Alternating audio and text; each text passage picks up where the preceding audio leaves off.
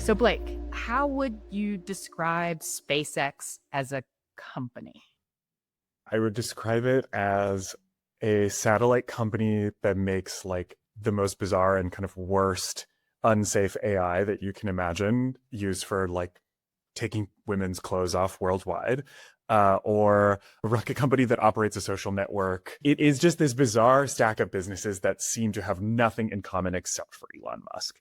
There's SpaceX that launches the rockets, Starlink, which is what's inside the rockets, the satellites, the biggest operator of satellites on Earth, which operates the like internet service, connectivity service.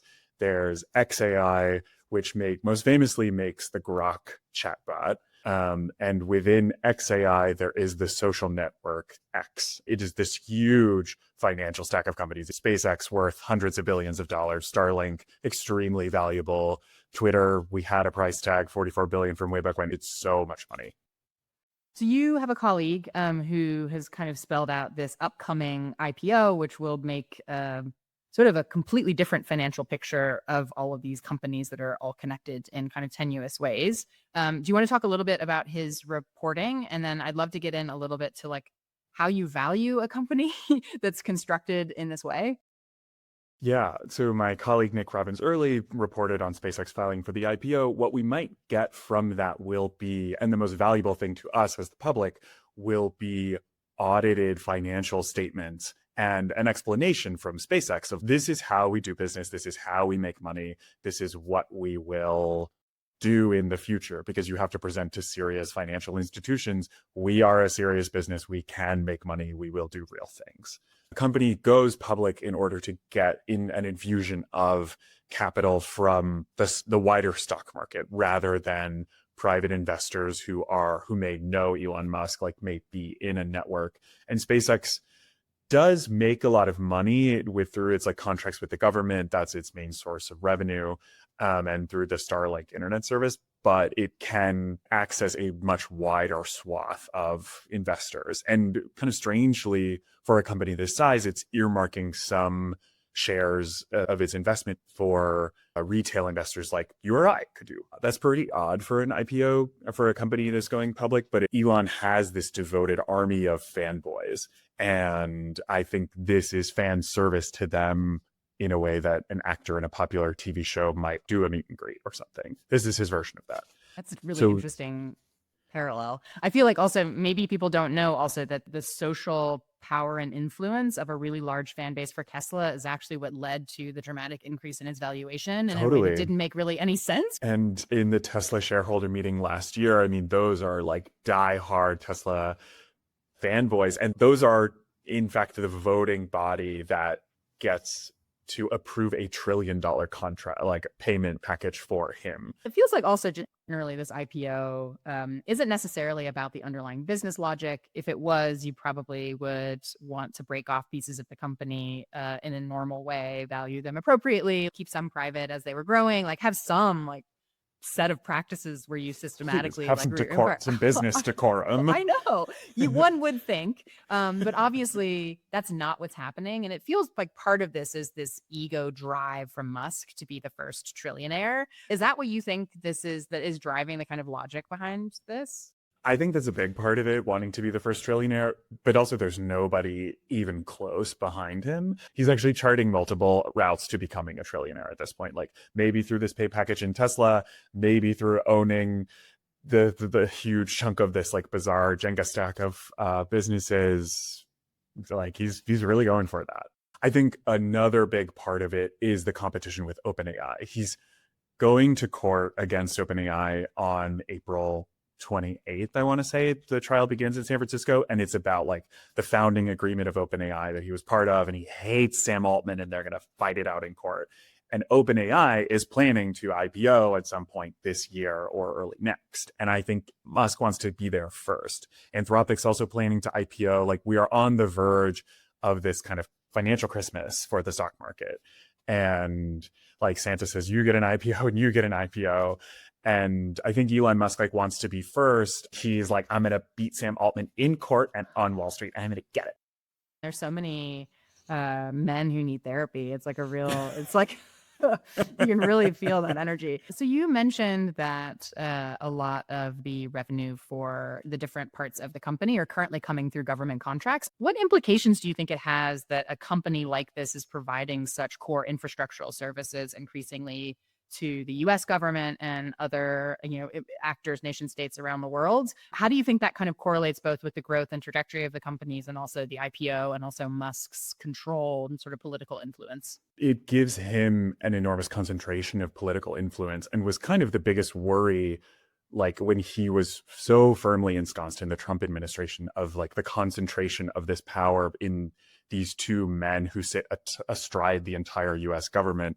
It poses this extremely worrying concentration of power if he's controlling the technological infrastructure of like war in Ukraine. There was a famous example of where he cut off Starlink service for a brief period during that war, and Ukraine is incredibly reliant on Starlink, especially for military operations. And if Donald Trump is mad at Ukraine, if like Elon Musk gets a DM from Zelensky he doesn't like and just turns off satellite service to a huge swath of the country, that's quite worrying. Like, so it is a big problem for the concentration of power in a democracy. How do you make sense of the way these different parts of the company kind of sit in tension with each other in terms of how to value them or like how they play a role in our politics?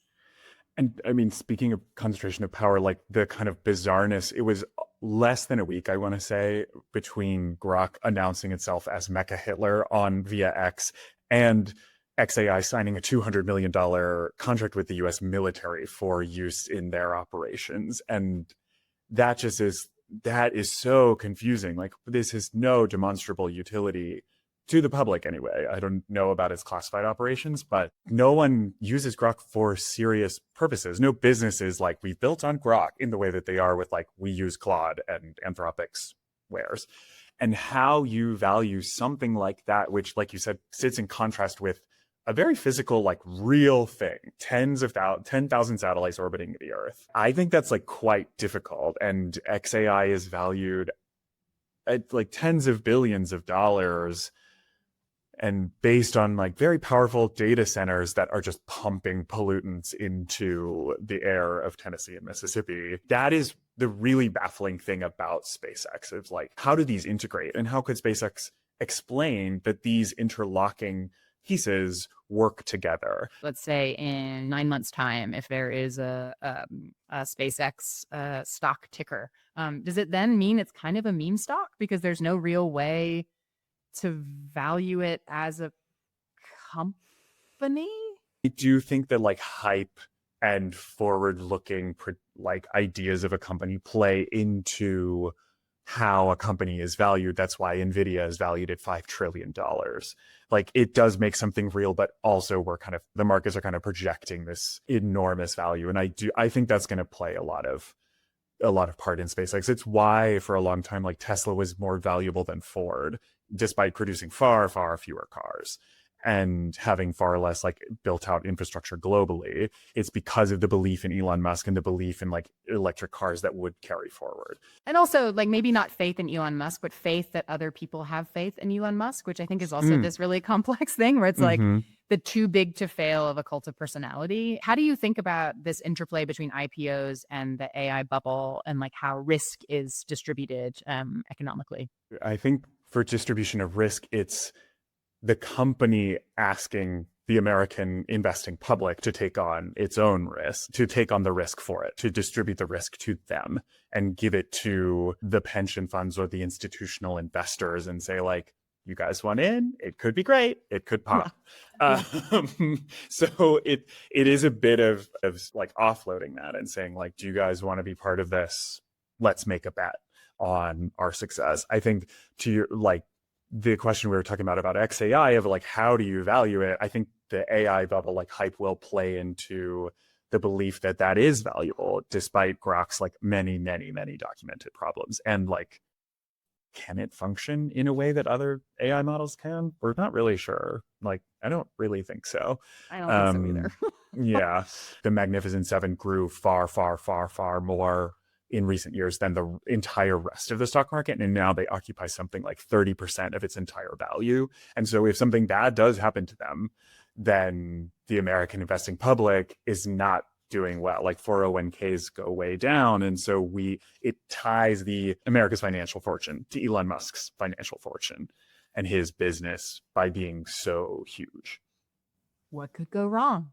Exactly. And like, and similarly to Donald Trump, this like extremely unpredictable and bizarre guy who's obsessed with race science, we're suddenly tying our collective financial future to him in the way that electing Donald Trump has tied America's future to one of the most volatile people to ever exist, which is, like disconcerting and really unsettling. One of the parts of the IPO that's really interesting is that you get lots of disclosures, as you mentioned. Are there any interesting tidbits or information that you're looking forward to sort of digging for when they start sharing this paperwork as part of the IPO process? The quantification of Starlink's power is quite interesting. We've gotten some of that so far. We know that it has 10,000 satellites that orbit the Earth, the biggest number of any entity on Earth, like government or not, or business. I think like how much money it really makes, like with SpaceX, with Starlink, does XAI bring in any money?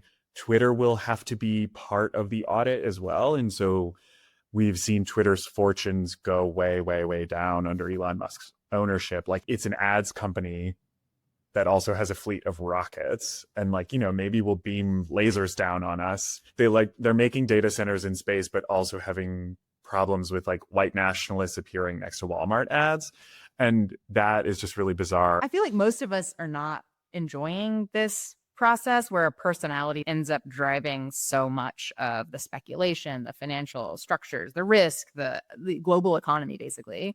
If you were, and you've described also that he's kind of hedging his bet. There's all these paths for him to become a trillionaire. What are the paths for the public who doesn't want that to happen, to stop it from happening? Like, is there any way to resist this? A trillionaire just is this unbelievable concentration of wealth in one person, and trying to resist that almost feels like trying to resist the gravitational pull of the sun. I think it's tough. I think like people advocating for regulation of space-based internet, of the like businesses that he runs, of like calling your representatives and saying like, I don't want this to happen. I want more taxation. I want regulation of these businesses that will hamstring their like explosive and unfettered and monopolistic growth is the way to do it. You could also tweet at him. He pays a lot of attention to Twitter. And like, honestly, at sometimes I'm like, tweeting is more effective than calling your reps, like if they don't answer. But like the richest man in the world is really, really online and follows bizarre niche conservative influencers on X and has created his own information ecosystem there. And participating in that noxious debate can catch his attention, or catch the attention of the viziers of the online court. Getting online and fighting for what you want against the weirdest people on the internet is one way that you can try and resist the accumulation of $1 trillion fortune, which kind of feels like saying that SpaceX is an ads company with a fleet of satellites. Like the bizarreness of tweeting and trying to resist like the kind of Marie Antoinette level accumulation of wealth doesn't feel real, but we do live in surreal times. We do live in surreal times. And I think we'll all be watching both for the IPO and just more generally this combination of all these different subsidiaries. And just thank you for the way that you've assembled something to help people understand how it all fits together, how it all doesn't fit together, and like what we might see in the next few months. So thanks for coming on. Thanks for having me. Thanks to Blake for joining us this week. His and Nick's coverage reminded me that the financial wizardry and cult of personality with AI needs to be covered to protect the public. Otherwise, our entire economy is going to be geared just to schemes for billionaires to get even richer. If you want to learn more about the exploitative side of the AI industry, the one the CEOs won't tell you about, you should check out our last tech story of the week, where we spoke to Aaron Mock about how older Americans are turning to low-paying AI training gigs in an unstable job market. Thanks so much for tuning in.